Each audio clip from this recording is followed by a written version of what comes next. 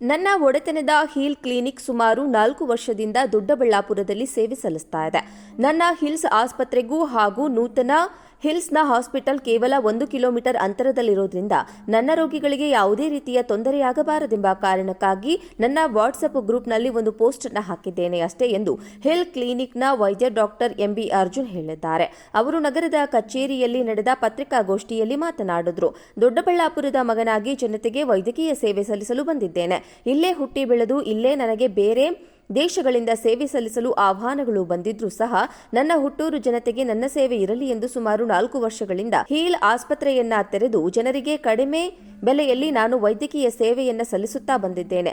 ನನ್ನ ರೋಗಿಯೊಬ್ಬರು ನೀವು ಹೊಸ ಹಾಸ್ಪಿಟಲ್ ಪ್ರಾರಂಭಿಸಿದ್ದಾರಾ ಎಂದು ಕೇಳಿದಾಗ ನನ್ನ ಸಾಮಾಜಿಕ ಜಾಲತಾಣದಲ್ಲಿ ಒಂದು ಸಂದೇಶ ಪೋಸ್ಟ್ ಮಾಡಬೇಕಾಯಿತು. ಈ ಹಿಂದೆಯೂ ಸಹ ನನ್ನ ಹೆಸರು ದುರ್ಬಳಕೆಯಾಗಿತ್ತು. ಆದ್ದರಿಂದ ನನ್ನ ವಾಟ್ಸ್ಆಪ್ ಗ್ರೂಪ್ನಲ್ಲಿ ನನ್ನ ರೋಗಿಗಳಿಗೆ ಮತ್ತು ನನಗೆ ಗೊತ್ತಿರುವ ಡಾಕ್ಟರ್ಗಳಿಗೆ ಈ ರೀತಿಯ ಒಂದು ಮೆಸೇಜ್ ಅನ್ನು ಹಾಕಿದ್ದೇನೆ. ಅದರ ಉದ್ದೇಶ ಯಾರಿಗೂ ಅವಮಾನ ಮಾಡಲು ನನ್ನ ರೋಗಿಗಳಿಗೆ ಒಂದು ಕ್ಲಾರಿಫಿಕೇಶನ್ ಕೊಡುವ ಉದ್ದೇಶದಿಂದ ಆ ಒಂದು ಪೋಸ್ಟ್ ಹಾಕಿದೆ. ನಂತರ ಸಂಜೆಗೆ ಅದು ನಮ್ಮ ಡಾಕ್ಟರ್ ವೆಂಕಟೇಶ್ ಪ್ರಸಾದ್ ಅವರ ಹಾಸ್ಪಿಟಲ್ ಎಂದು ಅಷ್ಟರಲ್ಲಿ ಹಾಕಿದ್ದ ಪೋಸ್ಟ್ ವೈರಲ್ ಆಗಿ ಹೋಗಿತ್ತು. ನಾನು ಏನೂ ಮಾಡುವ ಸ್ಥಿತಿಯಲ್ಲಿ ಇರಲಿಲ್ಲ. ಕೊನೆಗೆ ನನ್ನ ಮೇಲೆ ಪೊಲೀಸ್ ಸ್ಟೇಷನ್ನಲ್ಲಿ ಒಂದು ದೂರು ಸಹ ನೀಡಲಾಗಿತ್ತು. ಅದಕ್ಕಾಗಿ ನಾನು ಠಾಣೆಗೆ ಹೋಗಿ ಮಾಹಿತಿ ಕೊಟ್ಟು ಬಂದೆ. ನಾನು ಯಾವುದೇ ವ್ಯಕ್ತಿಗಾಗಲಿ ಒಂದು ಸಂಸ್ಥೆಗೆ ಅವಮಾನ ಮಾಡುವ ಉದ್ದೇಶ ನನ್ನಲ್ಲಿಲ್ಲ. ನನಗೂ ಸಹ ತಿಳಿದಿದೆ ಒಂದು ಸಂಸ್ಥೆಯನ್ನು ಕಟ್ಟಬೇಕಾದರೆ ಅದರ ಶ್ರಮ ಎಷ್ಟು ಎಂದು. ನಾವು ಎಲ್ಲ ವೈದ್ಯರು ಒಂದೇ, ಎಲ್ಲರೂ ಒಟ್ಟಾಗಿ ಬೆಳೆಯೋಣ ಎಂದು ಈ ಮೂಲಕ ಹೇಳಲು ಇಷ್ಟಪಡುತ್ತೇನೆ ಎಂದು ಹೇಳಿದ್ದಾರೆ. ನಮ್ಮ ಮೇಲೆ ಹಾಗೂ ಅಚೀವರ್ಸ್ ಆಫ್ ಕರ್ನಾಟಕ ಪ್ರಶಸ್ತಿ ಕೂಡ ನನ್ನನ್ನು ಸೆಲೆಕ್ಟ್ ಮಾಡಿ ನನಗೆ ಅದನ್ನು ಗೌರವ ನೀಡಿದರು. ಅದಾದ ಮೇಲೆ ನಾನು ಆಸ್ಟ್ರಿಯಾದಿಂದ ಬರ್ತಿದ್ದಂಗೆ ಅಲ್ಲಿ ನನಗೆ ಭಾಳಷ್ಟು ಆಫರ್ಸ್ ಬಂತು. ನೀವು ಬಂದ್ಬಿಡಿ, why you want to go back, we give you licence, you can stay here, ನಿಮ್ಮದು ರಿಸರ್ಚು ಒಂದು ಪಬ್ಲಿಕೇಶನ್ಸ್ ಇರಲಿ, ಒಂದು ನೀವು ಮಾಡ್ತಿರೋ ಕೆಲಸ ವೈ ಯು ಡೋಂಟ್ ಡೂ ಅಂತ. ನಾನು ಆಸ್ಟ್ರಿಯಾದಿಂದ ಯಾವುದಕ್ಕೂ ಅದಕ್ಕೆಲ್ಲ ಕಿವಿಗೊಳ್ಳಿಲ್ಲ. ಇಲ್ಲ, ಇದು ನನ್ನ ಹುಟ್ಟೂರು, ನಾನು ಬಂದೇ ಬರ್ತೀನಿ ಅಂತ ನಾನು ವಾಪಸ್ ಬಂದೆ. ನಾನು ಬರ್ತಿದ್ದಂಗೆ ಫಸ್ಟ್ ಮಾಡಿದ್ದು ಆರುಡಿಗೆ ಹೊರಟೆ. ಆರುಡಿ ಕಡೆ ಹೋಗಿ ಒಂದು ಕ್ಯಾಂಪ್ ಮಾಡಿ ನಾನು ಅಲ್ಲಿ ಏನೇನು ಅಲ್ಲಿ ಭಾಳಷ್ಟು ಬೇರೆ ರಿಸರ್ಚರ್ಸು ಬಂದಿದ್ದರು. ಅವ್ರು ಬಂದಿದ್ದಲ್ಲಿ ಅವ್ರ ಹತ್ರ ನಾನು ಏನು ಕಲ್ತಿದ್ನೋ ಅದನ್ನೆಲ್ಲ ತೊಗೊಂಡೋಗಿ ನಮ್ಮ ಜನಗಳು ಒಳ್ಳೇದಾಗಿ ಅಂತ ನಾನು ಕ್ಯಾಂಪ್ ಕಂಡಕ್ಟ್ ಮಾಡಿದೆ. ಅದಾದಮೇಲೆ ಮತ್ತೆ ಪೇಪರ್ ಕಟಿಂಗ್ ಬಂತು. ಪೇಪರಲ್ಲಿ ನಮ್ದು ಅಡ್ವರ್ಟೈಸ್ಮೆಂಟ್ ಆಯಿತು. ಹೀಲ್ ಸ್ಪೆಷಾಲಿಟಿ ಕ್ಲಿನಿಕ್ ಅಂದರೆ ಡಾಕ್ಟರ್ ಅರ್ಜುನ್, ಹೀಲ್ ಕ್ಲಿನಿಕ್ ಅಂದರೆ ಡಾಕ್ಟರ್ ಅರ್ಜುನ್, ಈ ಥರ ಅಡ್ವರ್ಟೈಸ್ ಆಯಿತು. ಇದು ಪೊಲೀಸ್ ಇಲಾಖೆ ವತಿಯಿಂದನೂ ನಾವು ಒಂದು ಡ್ರಗ್ಸ್ ಅವೇರ್ನೆಸ್ ಬಗ್ಗೆ ಜಾಥಾ ಒಂದು ಮಾಡಿದ್ವಿ, ಅದರಲ್ಲೂ ನಾವು ಭಾಗಿಯಾಗಿದ್ವಿ. ಸೊ ಇದೆಲ್ಲದರ ನಂತರ ಈಗ ಆಫ್ ಅಪ್ರಿಸಿಯೇಷನ್ ಇದು DGHS ಆಫೀಸಿಂದಲೇ ಬಂತು, ಡಾಕ್ಟರ್ ಅತುಲ್ ಗೋಯಲ್ ಕಡೆಯವರಿಂದ. ನೀನು ಎಲ್ಲೇ ಹೋಗಿ ನೀನು ಜನಸೇವೆ ಮಾಡು ಅಂತ ಅವರು ಮಾಡಿಕೊಟ್ಟು ಕಲಿತು. ಸೊ ಅದು ನನ್ನ ಬ್ಯಾಕ್ಗ್ರೌಂಡು. ನಾನು ಇಲ್ಲಿ ಬಂದೆ. ಇಲ್ಲಿ ಬರ್ತಿದ್ದಂಗೆ ಈ ಕೊರೋನಾ ಮಹಾಮಾರಿ ನಡೀತಾ ಇತ್ತು. ಅವಾಗ ಆ ಕೊರೋನಾ ಮಹಾಮಾರಿ ಸಮಯದಲ್ಲಿ ಕೋವಿಡ್ ಮೇಕ್ ಶಿಫ್ಟ್ ಹಾಸ್ಪಿಟಲ್ ಅಂತ ಒಂದು ಆಯಿತು. ಅದರಲ್ಲಿ ಸನ್ಮಾನ್ಯ ಯಡಿಯೂರಪ್ಪನವ್ರು ಬಂದಿದ್ದರು ಇನಾಗ್ರೇಷನ್ಗೆ. ಅವರೇ ಬಂದು ನಮಗೆ ಉದ್ಘಾಟನೆ ಮಾಡಿದಾಗ ನಾನು ಅವ್ರ ಜೊತೆನಲ್ಲಿನೇ ಇದ್ದೆ. ಆದರೆ ಆವಾಗ ಮೀಟ್ ಆಗಿ ಇದು ನಡೆಸ್ಕೊಂಡು ಹೋಗಿ ಅಂತ ಹೇಳಿದ್ರು. ಕೋವಿಡಲ್ಲಿ ಸಾಕಷ್ಟು ಶ್ರಮ ಬಿದ್ದಿದ್ದೀವಿ, ಅದು ಎಲ್ರಿಗೂ ಗೊತ್ತಿದೆ. ಹಾಗೂ ಅದಕ್ಕೆ ಅಪ್ರಿಸಿಯೇಷನ್ನು ಸಿಕ್ಕಿದೆ. ಇದು ನಮ್ಮದು ನಂದು PG ಮುಗಿತಾ ಇದ್ದಂಗೆ, ನಾನು ಪೋಸ್ಟ್ ಗ್ರಾಜುಯೇಟ್ ಸ್ಟಡೀಸ್ ಮುಗಿತಾ ಇದ್ದಂಗೆ ನಮ್ಮ ಸಾಹೇಬರು ಅತುಲ್ ಗೋಯಲ್ ಸರ್ ಹೇಳಿದ್ರು, ನೀವು ಹೋಗಬೇಡ ಅಂತ ಹೇಳಿ ನಾನು ಅಲ್ಲೇ ಕೆಲಸಕ್ಕೆ ಸೇರಿಸ್ಕೊಂಡು 8 ತಿಂಗಳು ಅಲ್ಲೇ ಕೆಲಸ ಮಾಡಿದೆ. ಅದ ನಂತರ ಕೊರೋನಾ ಸ್ಟಾರ್ಟ್ ಆಯಿತು. ನಮ್ಮ ತಾಯಿ ಅವರು, ನಮ್ಮ ತಂದೆ ಇಬ್ಬರು ಇದೇ ಊರು. ನಮ್ಮ ತಾಯಿಯವರು ಅಮಾವಾಸ್ಯೆ ನೀಲಕಂಠಯ್ಯನವರ ಮೊಮ್ಮಗಳು.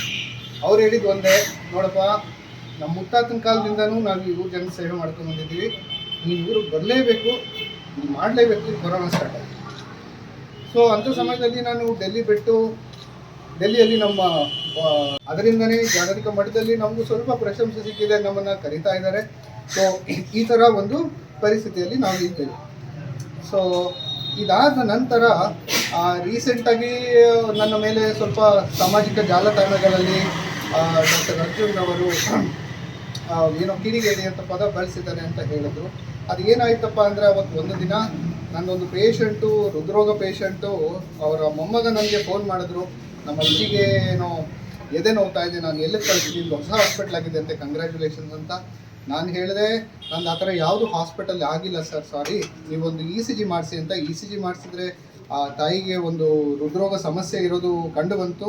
ಇದು ಅವ್ರ ECG ಕೂಡ ಇದೆ. ಸೊ ಆಗ ನಾನು ಏನು ಮಾಡಿದೆ ಅಂದರೆ, ಅಲ್ಲಿ ಇಲಿನ್ ಹಾಸ್ಪಿಟಲ್ ಅಂತ ಏನಾಗಿದೆ ಅಲ್ಲಿ ಹೋಗಿ ನಿಂತ್ಕೊಂಡೆ. ಅಲ್ಲಿ ನೋಡಿದೆ, ಅಲ್ಲಿ ಯಾವುದೇ ನಾಮಫಲಕ ಹಾಗೂ ಓನರಿನ ಹೆಸರು ನನಗೆ ಕಾಣಿಸ್ಲಿಲ್ಲ. ಅದಕ್ಕೆ ನನಗೆ ಇದಕ್ಕೂ ಮುಂಚೆ 2 ವಾರಗಳ ಮುಂಚೆ ನನ್ನ ಫೋಟೋ ಇನ್ನೊಂದು ಕಡೆ ದುರ್ಬಳಕೆ ಆಗಿತ್ತು. ಯಾವುದೋ ಒಂದು ಕ್ಯೂರ್ವೆಲ್ ಕ್ಲಿನಿಕ್ ಅಂತ ಇಲ್ಲಿ ತೋರಿಸ್ತೀನಿ. ಅದರಲ್ಲೂ ನನ್ನ ಫೋಟೋ ದುರ್ಬಳಕೆ ಆಗಿತ್ತು. ಇದನ್ನು ಯಾರು ಮಾಡಿದ್ರು ಅಂತ ನನಗೆ ಗೊತ್ತಿಲ್ಲ, ಅದನ್ನು ಯಾರು ಮಾಡಿದ್ರು ಅಂತಲೂ ನನಗೆ ಗೊತ್ತಿರಲಿಲ್ಲ. ಆದ್ದರಿಂದ ನನ್ನ ಪೇಷಂಟ್ ಪ್ರಾಣಕ್ಕೆ ಕುತ್ತು ಬರಬಾರದು ಅನ್ನೋ ಒಂದೇ ಒಂದು ಉದ್ದೇಶದಿಂದ ಯಾರೋ ಕೆಲವು ಕಿಡಿಗೇಡಿಗಳು ಮಾಡಿದ್ದಾರೆ ಅಂತ ನಾನು ಒಂದು ನನ್ನ ವಾಟ್ಸಪ್ ಗ್ರೂಪಲ್ಲಿ ನನ್ನ ಪೇಷಂಟ್ಗೆ ಮತ್ತು ರೆಫರಲ್ ಡಾಕ್ಟರ್ಸ್ ಏನಿರ್ತಾರೆ ಅವ್ರಿಗೆ ಗೊತ್ತಾಗಲಿ ಅಂತ ನಾನು ಒಂದು ಹಂಚಿದೆ. ಅದಾದ ನಂತರ ಸಂಜೆ ವೇಳೆಗೆ ಗೊತ್ತಾಯಿತು ಅದು ನಮ್ಮದೇ ವೈದ್ಯರು ಡಾಕ್ಟರ್ ವೆಂಕಟೇಶ್ ಪ್ರಸಾದ್ ಅವ್ರದ್ದು ಅಂತ. ಇದು ಕೇಳಿ ನನಗೆ ತುಂಬ ನೋವಾಯಿತು. ಬಟ್ ಅಷ್ಟೊತ್ತಿಗೆ ಆಲ್ರೆಡಿ ಅದು ವೈರಲ್ ಆಗಿತ್ತು, ಪೊಲೀಸ್ ಹತ್ರ ಹೋಗಿತ್ತು, ಎಲ್ಲ ಆಗಿತ್ತು. ಸೊ ಹಾಗಾಗಿ ನಾನು ಅದ್ರ ಬಗ್ಗೆ ಏನು ಮಾಡೋಕ್ಕಾಗಲಿಲ್ಲ.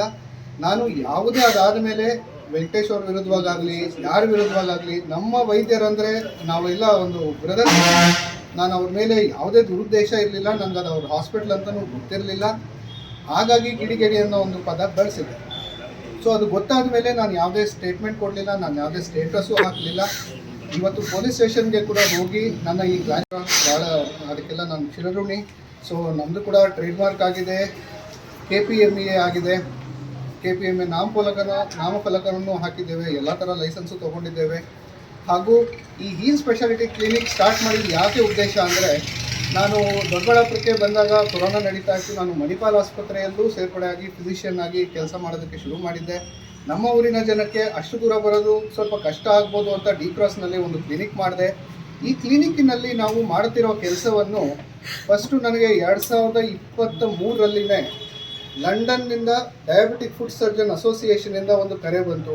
ನೀವು ದೊಡ್ಡಬಳ್ಳಾಪುರದಲ್ಲಿರುವಂತಹ ಒಂದು ಕ್ಲಿನಿಕ್ಕಿನಲ್ಲಿ ಈ ಡಯಾಬಿಟಿಕ್ ಫುಡ್ಡನ್ನು ಯಾವುದೇ ಆಪರೇಷನ್ ಇಲ್ದಂಗೆ ಗುಣಪಡಿಸುತ್ತಿದ್ದೀರಾ, ಹೇಗೆ ಅದನ್ನು ಬಂದು ನಮ್ಗೆ ಲಂಡನ್ನಲ್ಲಿ ಹೇಳಿಕೊಡಿ ಅಂತ ಅವರಿಂದ ಒಂದು ಇನ್ವಿಟೇಷನ್ ಬಂತು. ನಂದು ಆರ್ಟಿಕಲ್ ಕೂಡ ಪಬ್ಲಿಷ್ ಮಾಡಿದ್ರು ಅವರ ಬುಕ್ಕಿನಲ್ಲಿ. International association of diabetic food ಸರ್ಜನ್ನಲ್ಲಿ ಯಾವ ಥರ ಒಂದು ರೂರಲ್ ಇಂಡಿಯಾನಲ್ಲಿ ನಾವು ಯಾವುದೇ ಒಂದು ಸರ್ಜರಿ ಇದ್ದಂಗೆ ಕಂಟಿನ್ಯೂಸ್ ಗ್ಲೂಕೋಸ್ ಮಾನಿಟ್ರಿಂಗ್ ಅನ್ನೋ ಒಂದು ಟೆಕ್ನಾಲಜಿನ ಹುಡುಕೊಂಡು ಅದನ್ನು ಹಿಡ್ಕೊಂಡು ನಾವು ಯಾವ ಥರ ಒಂದು ಕ್ಯೂರ್ ಮಾಡಿದ್ವಿ ಅಂತ ಬಂತು. ಅದಾದ ನಂತರ ಯುರೋಪಿನ ಸಾಂಕ್ರಾಮಿಕ ರೋಗಗಳ ಒಂದು ಅಸೋಸಿಯೇಷನ್ ಇದೆ, ಅವರ ಕಡೆಯಿಂದ ನೀವು ಭಾರತದ ಪ್ರತಿನಿಧಿಯಾಗಿ ಬಂದು ನೀವು HSV ಹೆಪಟೈಟಿಸ್ ಅನ್ನೋ ಒಂದು ರೋಗವನ್ನು ಕಂಡುಬಿಡುತ್ತಾ ಇದೆ ಈ ಒಂದು ಜಾಗದಲ್ಲಿ, ಅದರಿಂದ ಕಾಮಲೆ ರೋಗ ಆಗ್ತಾ ಇದೆ, ಅದರ ಬಗ್ಗೆ ನೀವು ತಿಳಿಸ್ಬೇಕು ಅಂತ ಭಾರತದ ರಾಯಭಾರಿಯಾಗಿ ಕರೆದಿದ್ರು. ನಾವು ಅದಕ್ಕೂ ಹೋಗಿದ್ವಿ. ಅಲ್ಲಿನೂ ಹೋಗಿ ಇದು ನನ್ನ ಆರ್ಟಿಕಲ್ ಅಲ್ಲಿನೂ ಪಬ್ಲಿಷ್ ಆಯಿತು. ಸೊ ಇದಾದ ನಂತರ ಅಹಮದಾಬಾದಲ್ಲಿ ಒಂದು ಆರ್ಟಿಕಲ್ ಪಬ್ಲಿಷ್ ಆಯಿತು, ಪುಣೆನಲ್ಲಿ ಒಂದು ಆರ್ಟಿಕಲ್ ಪಬ್ಲಿಷ್ ಆಯಿತು. ಅಲ್ಲೆಲ್ಲ ಹೋಗಿ ನಾವು ಮಾತಾಡ್ಕೊಂಡು ಹೋದ್ವಿ. ಎಲ್ಲನೂ ಇದು ಹೀಲ್ ಸ್ಪೆಷಾಲಿಟಿ ಕ್ಲಿನಿಕ್ಕಿಂದ ನನಗೆ